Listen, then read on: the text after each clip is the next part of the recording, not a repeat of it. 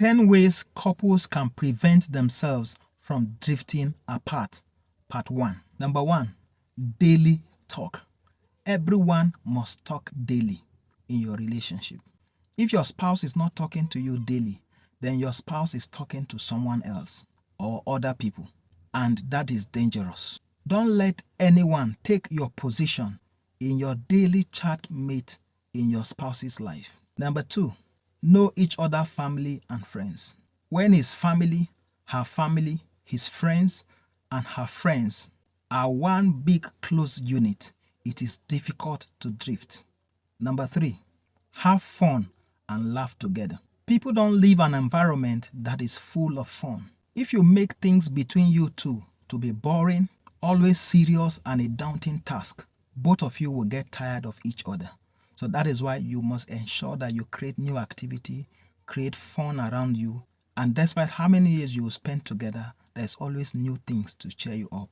But when things begin to get boring and there is no fun anymore, you start getting tired of each other, and before you know, you start drifting and looking for where else there will be fun. So this makes couples to drift. Number 4, eat together. A meal ties spouses together. When spouses eat together, it creates bonding. It makes the two of you to bond together and stay together. So it's difficult to drift apart. And that is why when you see couples who eat together, they keep waiting for their spouse because they are used to it and they can't eat without their spouse being around. That is bonding that has been created, and that makes it difficult for you to drift. So eating together helps. 5, worship the same God and worship in the same place. It is very wonderful when you talk to your spouse how good God is to your spouse, and your spouse understands what you mean. When you worship the same God, you both have similar values and mindset and the same understanding of faith in that same God, and that makes it easier in your belief of certain things that you want God to do for you, and that fosters unity also. 6, do things together. Hold hands together, shower together, eat together, go for outing together. Talk intimate stuff exclusively to each other. This tightens your bond. 7, declare your love publicly. When the public know the two of you as couple, the public will respect you, making it easier to strengthen your love. 8, pray together. A couple that prays together stays together. 9, go to the same place of worship. When the two of you worship in the same place, it makes it easy for the two of you to chart the same course. And when you are discussing certain things about your faith, it makes understanding easier and make the two of you to have the same faith and believe God for the same thing. And when you are discussing certain things, it's easily understood because you worship in the same place. Number 10, grow together spiritually. Be of one spirit. Ensure that the both of you grow together spiritually. Let no one grow and leave one behind. As you are growing and you discover that your partner is not growing along, hold your partner by the hands and let the two of you grow spiritually together. This will help you and help the family to stay together, and drifting becomes very difficult. A lot of families that are drifting today, it is because they refuse and they fail to do these following things. So if you find yourself in this category, please work on these things and it will help you to stay together as a family. How couples can prevent themselves from drifting, part 2. Today in part 2, I'll be giving the additional 10. Number 1, grow together intellectually. As a couple, you are expected to grow together. No one couple should grow and leave the other behind. So you must learn to grow intellectually. You must learn to grow and advance in the mind. No one should leave one another. When you begin to do that, that's when you begin to see your partner as somebody who is not educated, somebody who is not up to your level. But when you grow together intellectually, you're able to exchange intellectual ideas together. When you are discussing, both of you can meet yourself at the point and you can exchange valuable conversation. Then it means that you are growing. But when you don't do that, that begin to make the two of you to drift. You begin to find people who you can discuss or relate with at an intellectual level compared to your spouse. And when you do that, you begin to drift and begin to have conversation with such people. So as married couple, learn to grow together intellectually, in sound mind, and otherwise. Number two, grow together financially. You need to grow financially by working as a team. You're able to support yourself with your wealth to bring up the other partner and then get to grow together. If you both have plenty, that is, you don't have enough, then you can jointly put your finances together to create wealth and grow together as a family financially. This is important because one cannot be working hard and the other is not supporting.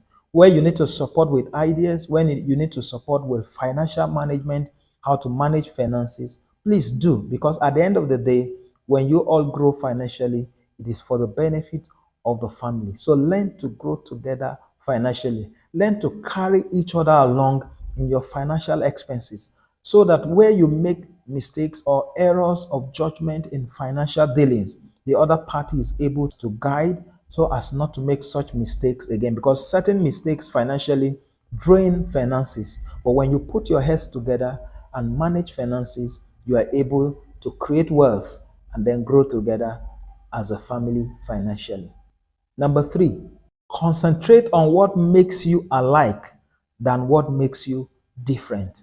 This simply means that concentrate on what makes you to build yourself together in the areas that you have common interests rather than building on your differences. When you build on these areas, it helps you to bond together so as not to drift as a couple. But when you begin to look at differences and areas of insufficiencies in your capacities, it tends to begin to make you to drift apart. But when you both jointly look at areas that you are both alike, you deal in the same way of thought, the same way of reasoning, the same way of doing things. Please concentrate on those areas of strength. And when you do, it makes you to be together and bond together, and it helps to avoid you being drifting away as a couple. Number four, work on looking attractive. A lot of us who started relationship on the platform of looking good, looking attractive. But the moment you are married, you begin to look unattractive. And by so doing, it makes your partner to begin to look out. So maintain the same fire the way you started it. Try and begin to bring up those old memories of the things you used to do that made you to be attracted to each other. Maintain it. That is the only way to maintain a solid marriage, a solid relationship. So look attractive, dress right, stay confident. That thing that made you to be attracted to each other, let it continue to roll in that marriage. By so doing, you will be able to stay together. But when you don't maintain those things, you begin to draft away as a couple. Five, take decisions together. Involve each other in decision making. Never you take decisions alone, because you are both partners in progress, partners to ensure that that marriage works. So whatever decision you take, you must have this understanding that that decision affects everyone in the home. So that is why you must carry your partner along to make an input in any decision that you make. That makes you to grow together. That makes you to understand yourselves better. So learn to take decision together. Yes, the man takes the decision as the man, but in a final arrival at any decision, there must be a carrying along of your partner to ensure that an input was made in that decision before you take the final decision as the man. So don't say, no, I am the man of the house. I'm the authority here. I'm the one who should take decision. There is no need carrying that partner along. So learn to take decision together. This helps you to stick together and not to drift apart. 6, do one thing together.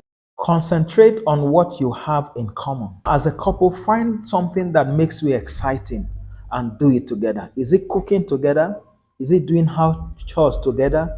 Is it dancing? Whatever it is that you find joy in doing together as a couple, please learn to do it. Is it exercising every weekend or any day of your choice? Whatever brings you together as a couple, please learn to do it. There are couples who used to do things together, but suddenly they are no more doing it. it means that you are drifting away without knowing.